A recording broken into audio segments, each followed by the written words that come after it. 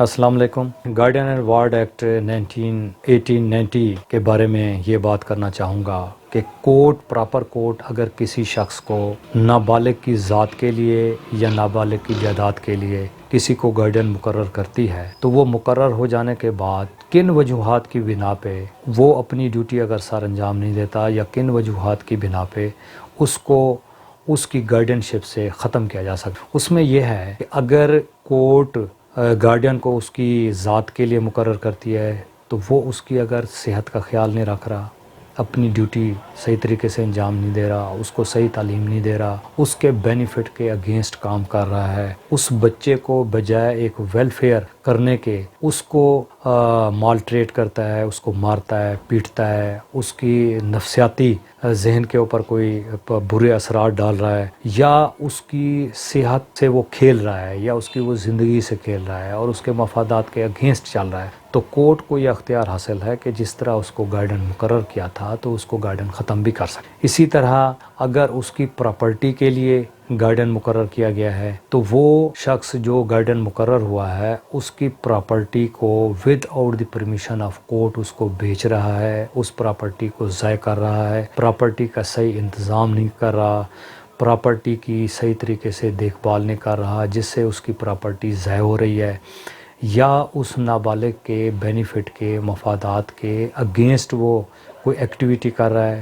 یا کسی کیس میں وہ سزا ہو جاتا ہے، مثلاً وہ کسی اخلاقی طور پہ وہ سزا ہو جاتا ہے جس سے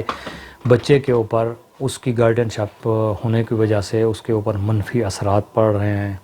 یا وہ ایسی ایکٹیویٹی میں شامل ہو چکا ہے جس سے بچے کے اوپر بھی برے اثرات پڑتے ہوں، کسی دہشت گردی میں ملوث ہو چکا ہے، یا وہ ایسے کام کر رہا ہے جس سے اخلاقی طور پر اس کا جو معیار ہے وہ ختم ہو جاتا ہے۔ اسی طرح بچے کی جو پراپر کیئر ہوتی ہے وہ بچے کی پراپر کیئر نہیں کر رہا، اس کی پراپرٹی کا انتظام اسلام صحیح طور پر نہیں کر رہا، اس کا کوئی حساب کتاب کورٹ میں جمع نہیں کرا رہا، یا کورٹ نے اگر اس کو کوئی ذمہ داری بچے کے حق میں کوئی ذمہ داری دی ہوئی ہے تو اس ذمہ داری کو وہ پراپر طریقے سے سر انجام نہیں دے رہا، یا آرڈر کے یا کورٹ کے کسی پراپر آرڈر کی وہ خلاف ورزی کر رہا ہے، تو اس زمرے میں کورٹ کو یہ اختیار حاصل ہے کہ وہ اس کو اس کے فرائض منصبی سے ختم کر سکتا ہے، گارڈین شپ سے ریموو کر سکتا ہے۔ اگر وہ کسی ٹرسٹ کے تھرو آیا ہوا ہے، کسی ٹرسٹ نے اس کو نابالغ کی حفاظت کے لیے یا اس کی جائیداد کی حفاظت کے لیے ٹرسٹی کمپنی نے اس کو بطور گارڈین مقرر کیا ہوا ہے اور وہ اسی ٹرسٹ کے مفاد کے اگینسٹ کام کر رہا ہے، یا وہ ٹرسٹ ہی ختم ہو جاتی ہے یا ٹرسٹ والوں نے اس کو ویسے ریموو کر دیا ہو، اس کی ٹرسٹ ہے، تو اسی طرح بھی اس کی جو ہے گارڈین شپ سے اس کو ریموو کیا جا سکتا ہے، کورٹ کو یہ اختیار حاصل ہے۔ اسی طرح کس وقت وہ گارڈین شپ سے اس کی گارڈین ختم ہو جاتی ہے، مثال کے طور پہ ایکسٹریم اولڈ ایج ہو گیا ہے،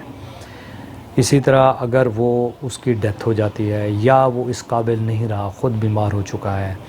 جس سے وہ گارڈین شپ کے فرضائے منصبی صحیح طریقے سے وہ ادا نہیں کر رہا، یا وہ فاتر العقل ہو گیا ہے،